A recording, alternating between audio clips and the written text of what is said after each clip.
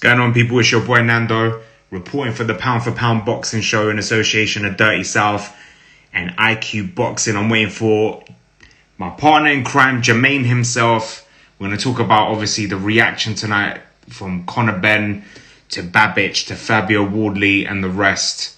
Just waiting for Jermaine to come on. Obviously, he's got that AOL dial up. He's going back to 98. But yeah, man. Big up Elijah. What's going on, Elijah? Sliding in those DMs. What's going on, Mr. Alutz?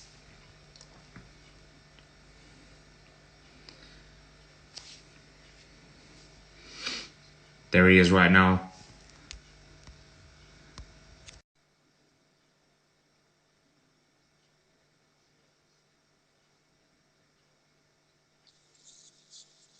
What's going on, man? What's going on?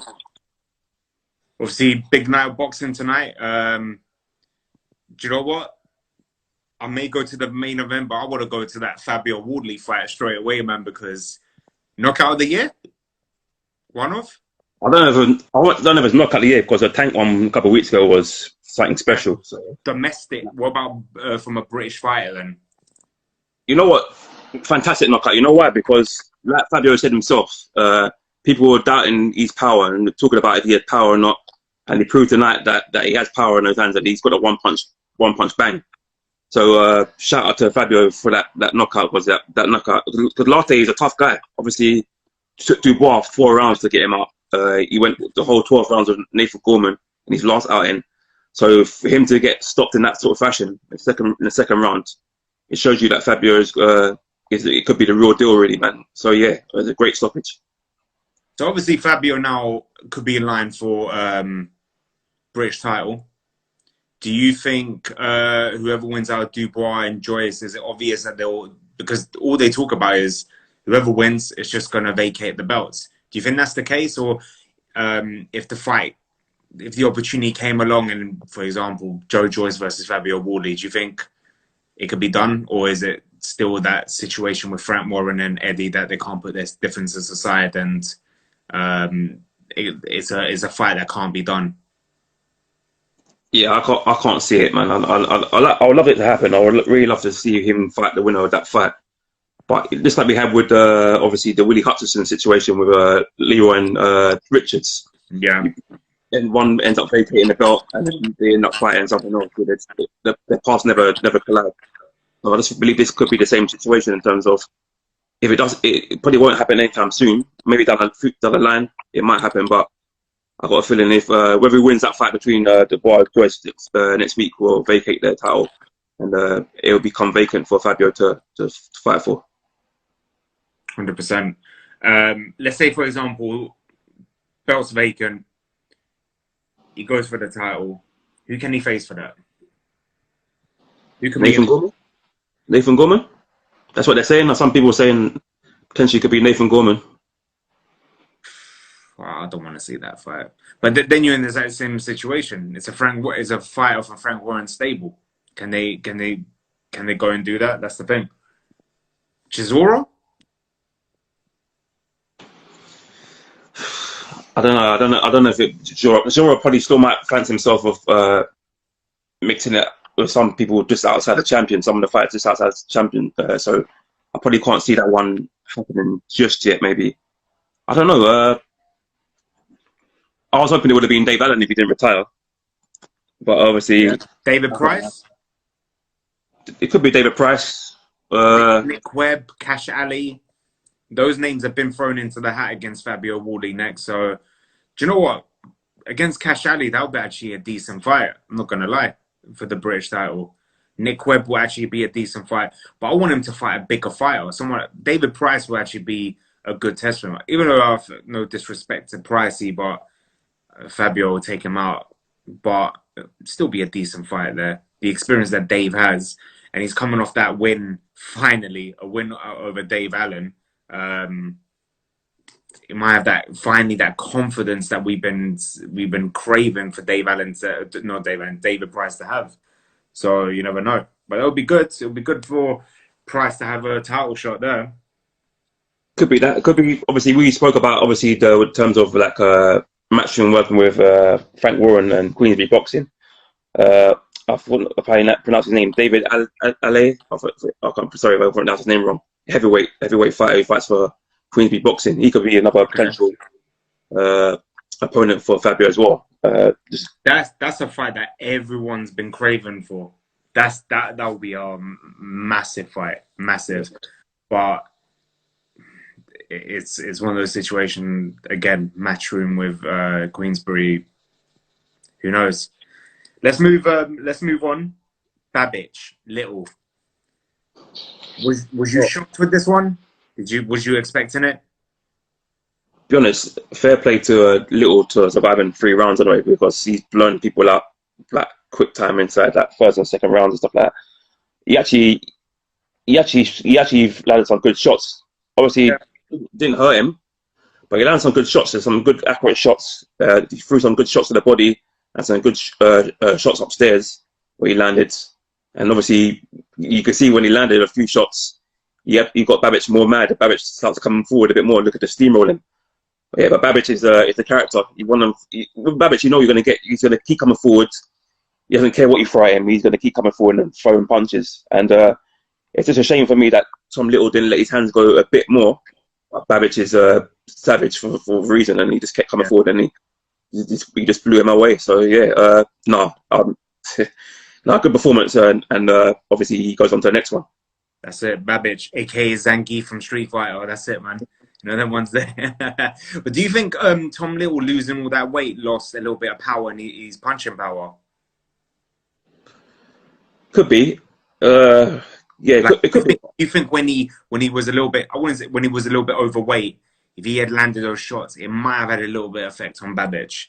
But it just seemed like, I don't know, losing all that weight, he could have lost a bit of muscle, a bit of punching power there. Yeah, it could be a factor. Obviously, if for someone like Babic, you have to have throw punches to it and to keep him off guard. You have to keep pushing him backwards. He's a come forward fighter. So if you're throwing shots at him and you're making him think about what's coming at him, he's gonna retreat a bit. And I don't think he needed to do that because he didn't respect Tom Little's power. So yeah, I think maybe Tom Little might have by losing that weight cost himself in terms of punching power, but. Yeah, I think the fitness levels as well, Babic as well was far superior than Tom Little's as well. Eddie Hearn after said, he needs to fight a bigger fight, a more tougher fight. I think he said he's going to fight on January 30th on the Dylan Povetkin rematch. Who can he fight now? If he wants a real test, who can he really fight? Who would you like him to fight? I still think he needs a few fighters outside the championship, so a champion. So like, I would like to see him fight someone like a Lucas Brown, maybe. Lucas Brown, or he'll pull out. He'll pull out right, bottle job. You know what I mean? He'll pull out. That's someone that the way that Fabio, when I interviewed Fabio Wardley, the way he described it, I don't think Eddie Hearn will want to work with Lucas Brown again, to be honest. Do you know what? You'll laugh. Kevin Johnson. I know he's like 40, 41, but he's an experienced fighter. And he's better than all of Babic's opponents. Like, regardless of his size now and his weight. No disrespect to Tom Little, but I think Tom Little would have probably struggled against the Kingpin himself. So I think Kevin Johnson would be a decent fight. What about Lovejoy? They tried to get that fight for Dave Allen. Give it to Babic. That's a good shot as well. Lovejoy as well. You mentioned earlier, and when we texted each other, Huey Fury as well. You mentioned Huey Fury as one as well. Maybe, but thinking about it, I think that's a little bit a step too high for Babic right now. In terms of Huey Fury, he's probably got a decent boxing IQ. He probably will know how to nullify Babic a bit in terms of coming forward. Yeah, I think Babic will have to change the way he fights if he was to fight Huey Fury. But I don't believe that will happen anytime soon. I think, like I said, that sort of level in the teams that used to fight the guys who probably he's more comfortable winning against. I think who we expect him to win against, and that's what I think. What I keep on happening. Yeah. We had a new English champion tonight, Liam Davies. Was you impressed with his performance? Yeah, good. So, like I said to you, another big prospect there. Big boxer coming out, is it super bantamweight? No, just bantamweight. Bantamweight, my bad. Bantamweight. Another good boxer coming through on the scene as well. Yeah, I mean, look, he boxed very well. He's good jab behind him as well. Kept coming forward. I thought the fight probably could have got stopped a bit earlier than, to be honest, before it obviously, I think it finished by RTS. But I think probably the fight could have finished a bit earlier because he was just dominating the fight from start to finish. And I think he's one for the future. Obviously, now being obviously champion now, he's gonna look to fight, maybe defend his title again or fight for another title. So yeah, he's gonna get the back, and he's got the potential to go far, definitely. 100%. The other one, I forgot his surname. Jez. Is it Jez Smith? Yeah, Jez Smith. He fought Ryden. Yeah, Rydings. Yeah. Rydens. I was a little bit disappointed with Rydens because I was watching that fight and I was thinking, your height and your reach, you're not using your jab. You know, jab is the most important punch in boxing, and you're not using it. The other team, you heard the coach the whole time, use your jab, and he was doing it. And he just kept walking straight into it, and then he was getting so frustrated. He was trying to take his head off, and he kept missing. And that's when he would counter with the jab again. And it was like, I was getting frustrated watching him because I was thinking, the height advantage you have and you're built against him, you should be using that jab, mate. That reach, you had that reach advantage, and use that sweet science as well. But look, these boxers, they learn this early stage. He'll go back. He has to look at that and he has to improve because. Yeah, but you know what? Good win for Jez Smith. Is it Jez Smith? Is it Smith? It's Smith. I think it is. It's Smith. Yeah, I think it is Smith. Yeah, so that's a good win for him. I was impressed with his performance because that fight came in last minute. I can't remember who pulled out. Hopi pulled out due to, I think it was illness or something, and then this fight replaced it. And do you know what? Eddie Hearn said it will be a decent fight. It was. I was just a little bit disappointed with Rydens. I thought maybe because I heard good things about him and I thought he would do better. But you know what? Hopefully he'll come back stronger than before. Yeah, I think he was supposed to fight Hopi Price. Is that right? Yeah, Hopi Price was meant to fight. And who was one of these two meant to fight Hopi Price? I believe so. Yeah, the middleweight fight. Okay. Yeah, I think Hopi Price. Yeah. Very good boxer as well. Hope Price, very, very good boxer, and he'll go far as well. And he's got a good coach in Dave Caldwell as well. Yeah, Dave Caldwell speaks highly of him. Always see it on Twitter. Always see it in interviews as well. So one for the future. Definitely, and obviously, like I said, good win for Jez Smith tonight as well, and he'll move on to the next one as well. 100%. On to the main event. Obviously, Conor Benn. I think he surprised us all, to be honest. Well, he surprised me. I didn't expect a good performance like that. I thought it was going to be a close fight, to be honest. But nothing to do with why everyone else was getting gassed and this guy going the distance with Sean Porter. More because I know this guy is known for being a technical fighter. And Ben is more like, he loves a little scrap, but he did well tonight, and you could see he's been training, he's improved a lot compared to these other fights. I don't know, man. I still feel Conor Benn is small for this weight. I feel like he should be one weight below. I've always said that. I know a lot of people won't agree with me with that, but I just feel like if he fought someone the likes of Chris Kongo, that height, that power, that experience, I don't think he'll be able to hack it. And I know, hopefully he'll see this, and it's no disrespect to him. It's just that maybe, hopefully, give him the drive to prove me wrong. But I don't know. I just think Ben would benefit going one weight below. But hey, I'm not going to lie. I want the fight with Chris Kongo. I want him to fight Josh Kelly. That'll be a good scrap. But I don't know. Good. I won't take anything away from him tonight anyway. Yeah, first of all, I'll start with the performance from Conor Benn tonight. For me, that's the best fight I've seen him, best performance of his career so far. Yeah. By far. Obviously, he boxed well in the second fight when he fought Paynard. But for me, this fight tonight was his best performance by far. Just the, just the accuracy of punches, he's landing, taking forward, good head movement, work the body well, upstairs, downstairs, push Formella back. Formella's supposed to be a very good boxer in terms of boxing IQ. For me, he got beat to every punch tonight. Got beat to every punch tonight. Got buzzed a few times as well. Obviously, he got good chin though. Good chin. Showed a lot of. Can I ask you a question? Sorry to cut you off. I've been saving this question for you since the fight. Was it that he had a good chin, or is it because they always say that Conor Benn hasn't got that punching power? Because he looks like it, but many people look like they got punching power and nothing comes out of it. No names, Chris Eubank. You know what I'm saying? You know them ones there, like the ones that look like they got punching power, but it's like pillow hands. You know what I'm saying? I'm not saying I could take the punch, but I'm just saying in general in the ring, it just... You know what? For me, I don't know, man. I mean, like I said, he could be, he had a good chin. For me, I don't know. We'll probably see if Formella come up against someone like a bigger puncher, like in someone like Errol Spence, and he stayed in there for the whole 12 rounds. It didn't get stopped. Then we could probably say, you know what, Conor Benn was. I think Conor Benn is a tough guy because.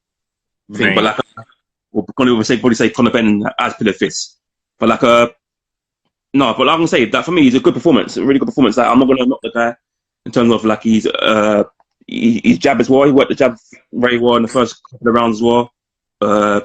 Like I said, head body, landed some good shots, pushed Formella back. Formella looked like he was just didn't want to be there. He's got, like I said, beat to every single punch. He got bad bruising on the left thigh as well. I was yeah, I mean, like I said, for a guy who's not been out for 12 months, Conor Benn, he's done very, very well. He must have been working on a lot of things in the gym because he's improved a lot. Yeah. But like I said, we need to. The way we're going to find out how much he's improved is he goes on to fight better fighters. Like for me, obviously he's talking about that fight in Josh Kelly. I believe I would like to see him fight the likes of Chris Congo, Mikey McKinson, and obviously Chris Jenkins. Those sort of fights for me were more appealing for me. And then obviously if you and Josh Kelly keep winning, then that fight's only going to make sense in terms of it's going to do numbers. But for me, just fight these guys first, then maybe think about that Josh Kelly fight. That Josh Kelly fight can wait, because for me, if you're saying that's the fight you really want, build it up, keep winning, build it up. Yeah, got money and then make it happen. For me, you got to come through these guys first. Come through those guys first. If you come through those guys with flying colours, then get on with Josh Kelly. 100%. Obviously, we're going to do another podcast next week, but let's talk about quickly a quick build-up, just a 2-minute one. Dubois v Joyce. It's a fight that we thought wouldn't happen because after it got postponed, remember I messaged you, it's postponed, we get a refund, and you're like, that fight is never happening again. It got redone. My hat goes off to Frank and even Sam Jones for even doing the fight. And do you know what? Hats off to the two fighters that are willing to risk it, willing to risk their O's, willing to risk their rankings, their lives, obviously, but you know what? They're showing everyone that, you know what, shouldn't be avoiding people. Let's do it. Let's fight. We want to fight. We do it. Just quick analysis. We'll talk about it next week, obviously, after the fight. Prediction. Well, you're really putting me on the spot, innit? Putting you on the spot. Forget the whole, I went to school with Joyce. Say it. What's your real prediction? I think the boss stopped him. I don't know what rounds, but I think the bar punching power. I think that's gonna. Like I said, that for me, he's probably one of the best jabs in boxing I've seen as well. In terms of like in heavyweight, definitely one of the jabs. But even in boxing, it could be one of the best jabs I've seen in a long, long time. So yeah, I'm just gonna go for Dubois. Obviously, the younger man, the point to prove. I don't know. I can't say the hungry man, but definitely the younger man and the guy who's on the rise. And I believe he's got the the boxing ability to get the win there. I, from day one, said Dubois, but I don't know. You know me.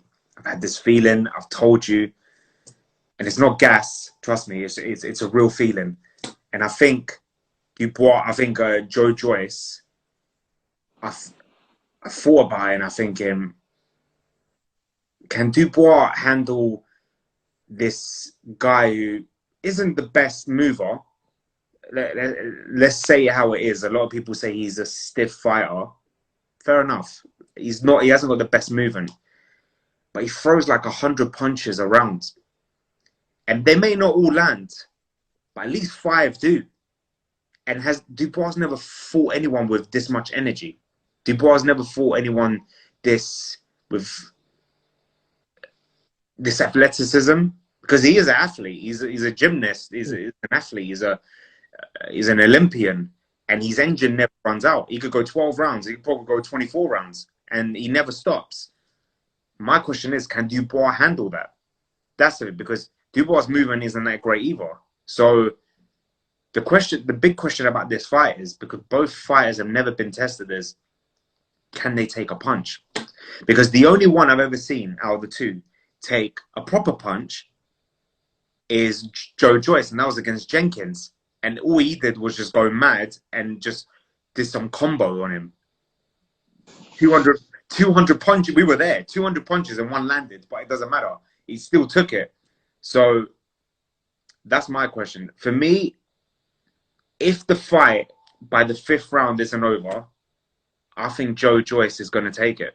If by the 5th round, Dubois hasn't hurt him, hasn't jumped on him, and hasn't finished him, I personally think Joyce, after the 5th round, his engine will start again, and I think Dubois will blow out. I personally think Dubois will blow out. That's you know what? Like I said, I know Joe well. Went to school with Joe. Joe was a good cross country runner, so he's got the stamina there. Obviously, he's done a lot of sports, played rugby, played football, so he's got a lot of stamina. He's always been fit. He's always been an athlete. So if it was to go to later rounds, he can definitely get even a points win or stop him late, because we've never seen Dubois get taken to deep waters before. We've never seen it. He's never been in there with someone who's fit as well, who keeps coming forward as well, keeps throwing punches. But what I'm too worried about is both fighters in terms of the head movement.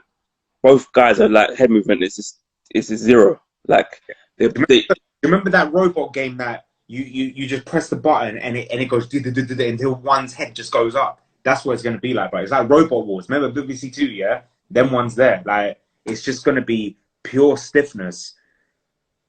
But here's the question: Are you my mind's gone blank. Are you impressed with Joyce's physique now, and how fit he's got now? Fittest he's ever got. My man's got like not a 2-pack, man's got a 6-pack. You know what? He's probably in the best shape of his career, mate. Yeah, ever. I've never seen him be. You know what? He's actually shredded, mate. He's shredded up. I'm like, wow.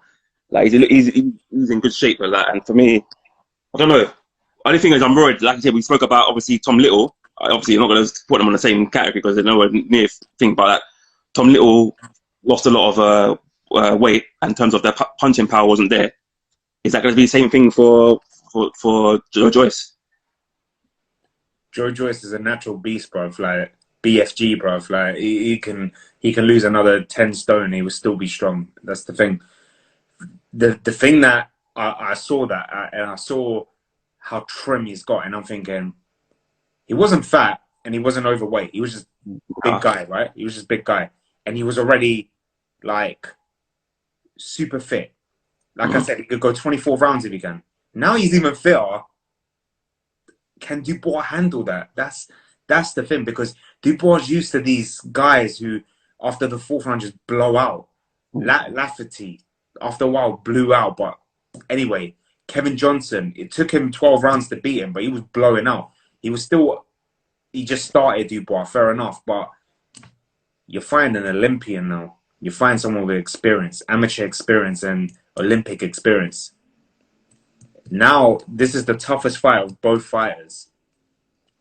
And like Sam Jones said the other day, Joe Joyce has got the more to lose, got the most to lose because of his age. That's the thing. Daniel Dubois, he's 22 years old. He loses this, he can still rebuild. Who knows? There might even be something they're not telling us. There might be a rematch clause. Who knows? But I can see you're definitely swaying towards Joyce, innit? You weren't saying that when the fight was first made. You weren't saying that. Obviously, you've seen something the last couple of weeks or last couple of months to weeks that you haven't seen before, and that you're swaying towards thinking. And I see where you're coming from. I do see where you're coming from because, like I said, he's in the shape of his life. I've never seen him look great at this. Obviously, I already know in terms of his fitness levels, if he needs to take him to deep waters, he can. But also, we know that Daniel Dubois possesses a lot of power. They're not calling the dynamite for nothing. So it's going to be a great fight. It's a fight I can't wait. Obviously, for me, I know I want to win. And then I have someone who I think might win. So, yeah, I don't know. Yeah. I can't wait. I can't wait for fight night next week. Yeah. Deep down, look, I want Joe Joyce to win, deep down. But the other part of me thinks, what's more exciting? Anthony Joshua versus Joe Joyce, or Anthony Joshua versus Daniel Dubois? And it's Dubois. Dillian White versus Dubois, or Dillian White versus Joe Joyce. White and Dubois. Either way, the way I look at it is whoever wins, I'm happy. Either way. But part of me wants those exciting fights afterwards. So I kind of, it's hard for me. But I think if I say a prediction right now, I personally think Joe Joyce will shock the world. Because a lot of people are swaying towards Dubois. So for me, him winning is a shock. Yeah. I mean, it's 50-50 fight. It is a 50-50 fight. So, and the winner, for me, I don't believe the winner will fight Anthony Joshua or Dillian White anytime soon. But I believe of course not. But future, I believe they might fight someone like a Usyk. If Usyk, if Joshua was to vacate one of these belts, then they might fight a Usyk for the WBA or something like that. It'll be Parker in line.